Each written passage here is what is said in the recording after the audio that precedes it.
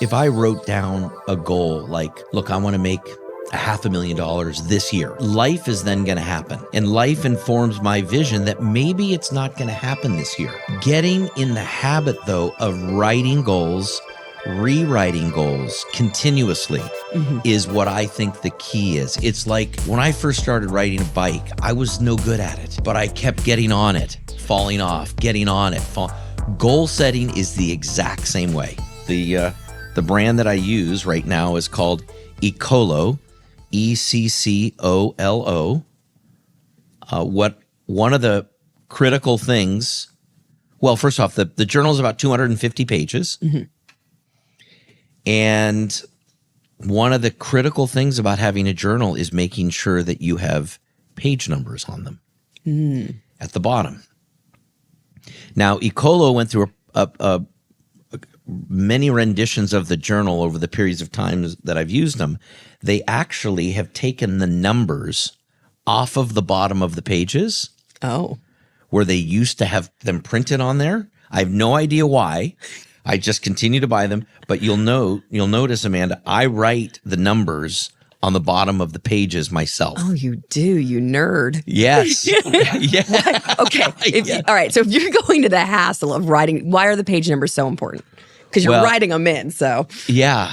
One of the main reasons is because I go back, and I just flipped open to my journal right now, and I have an index where I go back and I notate, okay, on page 6, I had a great visit with George about something called radar screens, and we have a radar screen on our chest, and I wanted to make sure I captured that. I had a discussion about the housing that my son is going to have in Spokane when he goes to Gonzaga on page 17.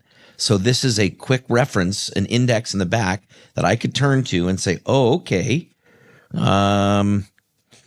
Page 52, I could see.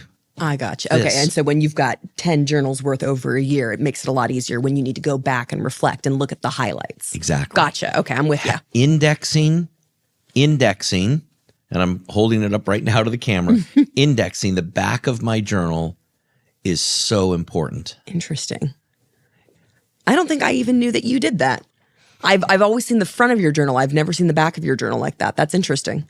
Okay. Yes. And that's a big part of episode 3 that we're going to talk about. So we'll come back to which is how to tie all this together after you've gotten and perfected using your journal on a daily basis, how to use it to help you set weekly, quarterly, and annual goals. Okay. That's definitely a better method than like I know I used to put flags, like the little Post-it flags when you had something important, but that's so much more detailed if I'm looking for something real specific. So, okay, we'll come back to that in episode 3, everybody. Yes. So we got the brand, number of pages. Excuse me. Like I said, it takes me about 45 days to get through a journal.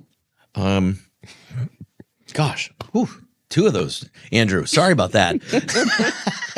All good. I love it. I know. On the inside cover, and right now I'm holding up the inside cover.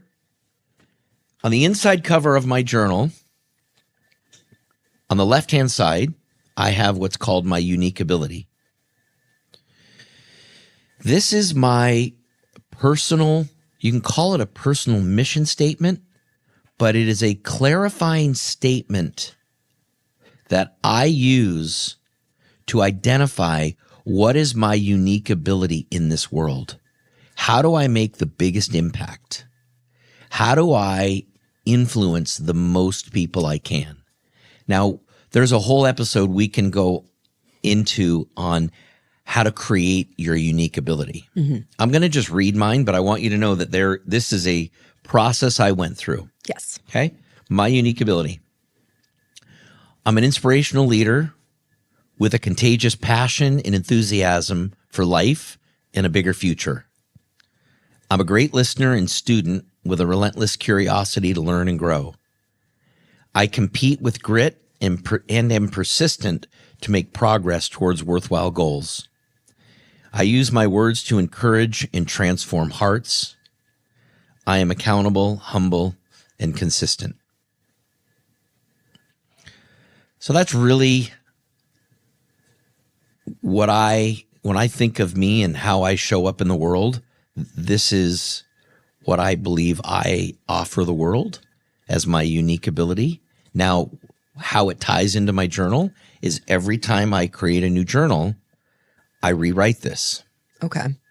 I also reference this quite often, just as I'm getting in my journal and I look at it and remember, Kevin, you're that inspirational leader. If I need it for motivation purposes, whatever it is, just to look at, you've got this contagious passion, Kevin. Let's show it. Okay. So reaffirming every single time you go into your journal, you see your unique ability. You're rewriting it every 30 to 45 days. Yeah. Okay. And am I turning to it every day? No. Not necessarily. No. Yeah. But I am definitely rewriting it every 45 days. Okay. On the right-hand side of the front page of my journal or the front section is affirmations. I just write affirmations that I have used and said to myself over and over again that have had a major impact in my life. This one that I'll just share with you that I am someone that wants to get things done fast. I want it done now. And this reminds me to just settle down, cool the jets. And that is, I'm calm and understand that everything is happening at the exact speed in which it's supposed to. Number 2 is my success in life is contingent upon my ability to get other people to feel good about themselves. So just reminding me that, look, Kevin, use your words to encourage and inspire, and people don't really care what it is that you know. They want to know how much you care, and that's just a reminder for me. My third one is I'm fit, I'm flexible, I'm less than 10% body fat. And number 4 is I'm known in the community as someone who cares about and helps people. The other thing that I do is I'll always write a few quotes that are kind of on my heart at whatever given time that I'm creating this journal. Right now, I've got one that says that I've learned humility is the antidote for contentment. It really is for me. Humility is the antidote for contentment. Just remain a student. And then the final quote is, the true measure of a man is how he treats someone who can do him absolutely no good. Yeah. Well, I don't think I've heard that last one. Yeah. I like that one. Okay. How do I treat somebody that can do me no good? Yeah. Okay. So that's the inside cover of my journal. Okay. We're not even on the pages yet, folks. We are just on the inside covers. Yeah. So really quickly, I just want to dig into this a little bit. Now, I know that we've talked about affirmations in the past. What do you feel is the value of having written down your affirmations? Because I'm sure they've flexed a little bit over the years. Mm-hmm. Mm-hmm. Yeah. I think it's a reminder of who I am. And I also think it can be a reminder of who I want to be, especially the one about being flexible. Yes. I wrote that when I was very inflexible, unflexible, whatever it was. I was very stiff. Yes. And I wrote that, and I kept saying it and repeating it. I'm flexible. And I think we've talked about this on a prior podcast. Yes. I wrote that down because it's what I wanted. And so they're not necessarily the way I am today. They could be aspirational. Okay. And things that I want to strive to be. Okay. That's where I feel the practice, if anyone's just looking to get into journaling, right? Mm-hmm. So this is where I'm in my stop-start, but this is my gateway drug, so to speak, into journaling, which is writing down goals. What gets measured gets improved, right? Like we believe that. Mm-hmm. So writing down goals, writing down affirmations, it creates clarity into what that goal is, what it is you want to accomplish, what you want to tell yourself every morning. I think the practice of just writing it down puts you in a top percentile of actually being able to accomplish that thing.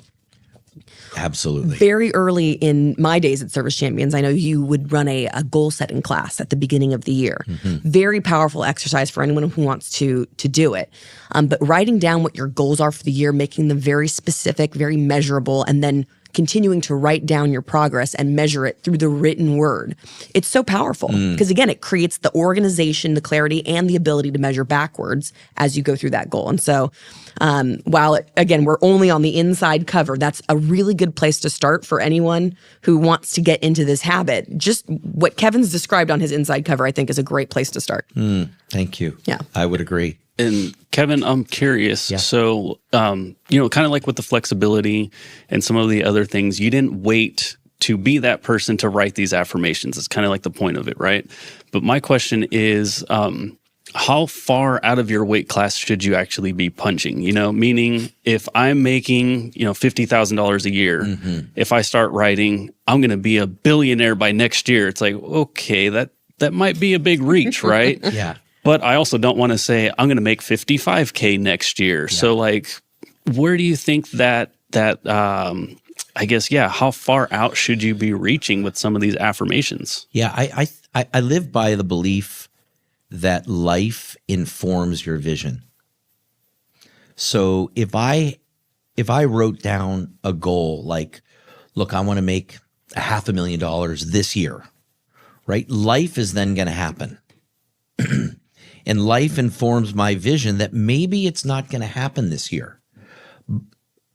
Getting in the habit, though, of writing goals, rewriting goals continuously is what I think the key is. It's like when I first started riding a bike, I was no good at it, but I kept getting on it, falling off, getting on it. Goal setting is the exact same way. When I first started setting goals, I wasn't good at it. I didn't even really know what I was doing. And so as you continue to do it and you continue to evolve, you continue to look back on it, you'll hone in on what the reality is as you set and learn. Like, again, when I was 20 years old, if I was writing down a goal that I was going to make $500,000 this year, I would have learned pretty quickly that, oh gosh, all right, I need to kind of learn from that, because was that really in my perspective or was my knowledge base enough then to really even be able to get there? It wasn't. So I also practice a method called SMART goal setting: specific, measurable, achievable. Like, you have to make sure that it's achievable. And I think by doing it, setting and learning. And you notice I'm not saying setting and failing, because I don't believe there's anything. I don't believe there's success and failure. I believe there's success and learning, because the learning piece, and if you take the learning from it, you'll improve. Yeah, I love that, because we're basically course correcting, right, in the middle of it. And I can be honest and say that's one of the reasons why I might not set either an ambitious goal or a goal period, because I'm like, ooh, what if I don't even get close to it? But what you're saying is, it's like, well, you're most likely not going to nail it your first shot. So might as well write that goal, whatever it is. And then if you get a little bit, off of your course, then course correct, and you'll probably end up somewhere close by anyways. But at least you're getting in the habit and you're learning of how to write the goal and actually achieve a goal, right? Because I think that's where my problem is I'm like so afraid of missing that goal that I'm not even going to try. I do achieve things, but if I can actually write those goals down, imagine how much higher those achievements could actually be. Yes. That's huge. Thank you. Yeah. Life informs your vision. Think about that for a second. I set a goal. I want to, whatever it is, I want to lose 10 pounds. Or I want to get on the Peloton for 5 days a week, right? I want to get on the be very, very specific, right? And then something happens. Maybe you injure your leg. I know this is just an example. And so maybe you're only able to get on it once a week, and the other couple days you find that I need to go swimming. I got to swim because it's a lot less impact right now. And so beating yourself up because, darn it, I'm not getting the 5 days a week that I set a month ago. No, life informs your vision. I set a goal. Life happens to all of us. Yeah. Things change. Objectives change. Our desires change. And we learn. And we learn. And we reset.